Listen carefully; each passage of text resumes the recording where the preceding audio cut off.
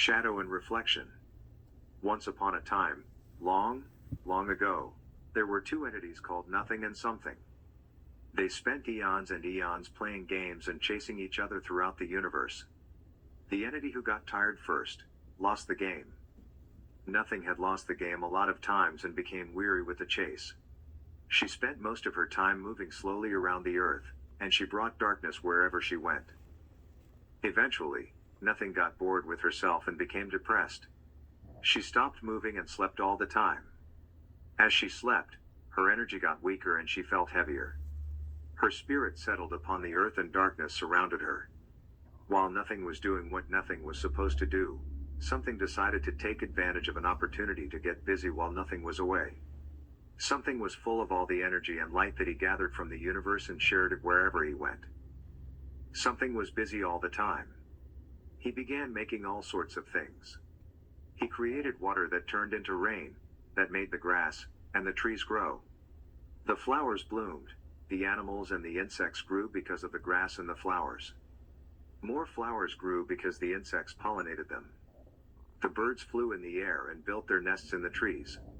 The animals were many, too many to count. Something began to get tired and so did all the animals and insects too. They were beginning to fall asleep just like Nothing had done earlier. Something was weak when he arose to look for Nothing. He wanted to show her all the things he had made before they died. He knew she was somewhere in the universe, but he was still surrounded by a lot of light, making it impossible to find her. Finally, his light began to fade, and he was getting weaker. The approaching darkness announced the arrival of Nothing. When Something saw the darkness roll upon the horizon, he could barely speak. "There, I see my friend, Nothing, in the darkness. If I could only touch her hand, I will continue to live." Nothing was awakening from her long sleep and felt her energy returning. When she saw a dim light in the valley, she knew it was her old friend, Something. As she came closer to him, she could hear his faint cries. Nothing spoke softly to herself and said, "I hear my dear friend, Something. I must help him." Nothing drew closer to Something, but the closer she got to him, he seemed to move farther away. No matter how close she came to him, she was never able to touch him. This reminded her of the times they chased each other in play, many eons ago. "Oh no, Nothing, we're just wasting our time. I thought you could help me, but now I know we cannot occupy the same place at the same time. You must go far, far away. Just let me die with all of the things I've created while you were away." Nothing had a feeling this was true. She saw the dim image of Something and all the sick animals and the dying plants that surrounded him.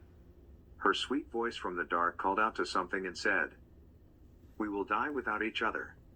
Somehow, we must learn to share this universe so we both can live in it. I will rule one half of the time, and you will rule the other half. Let us try to touch and agree to this." Something could hardly speak when he said, "You must come to me, for I am too weak to climb the hill. I will not run from you. Our touch will bring forth a new world and new life for all I have created." Darkness slowly crept down the hill, and Nothing touched Something. Nothing and Something gently kissed each other, and they embraced knowledge in the darkness. The boundary where they met left a fine edge across the sky called dusk and dawn. Their embrace created a storm cloud full of rain, high winds and snow, resulting with the birth of shadow and reflection. A rainbow full of many colors formed after the storm and smiled at the sky. Shadow was the image of Nothing in the light. The stars and the moon shined brightly and smiled at Something throughout the darkness, giving birth to reflection. The animals and the plants were able to create their own shadow and reflection friends too. One day, while Something was roaming the universe alone with reflection, he looked into the river and saw himself. He liked what he saw and decided to create himself. Something called himself Man. He made a lot of images of this man. The universe flourished with the images of man, and the earth was their home. The man called Nothing, the night. Then he called himself, Something, the day. Something always arrived in the eastern sky and he slowly chased Nothing into the western sky. The moment when they touched each other always painted a thin colorful line across the sky. The dawn looked like the dusk, and the dusk looked like the dawn. Something and nothing lived in the hearts of man forever and ever.